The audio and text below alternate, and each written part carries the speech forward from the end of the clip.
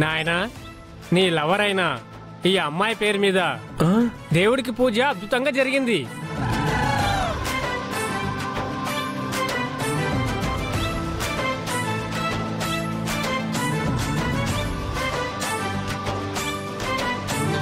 మీ ఇద్దరి ప్రేమ ఫలించాలని, నీతో పెళ్లి కావాలని,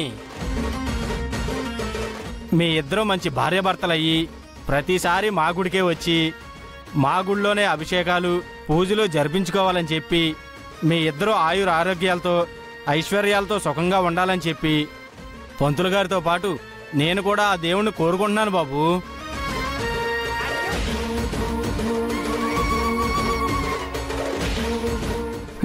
ఏం మాట్లాడుతున్నారండి? నా లవర్ తను కాదు, ఇదిగో ఈ అమ్మాయి.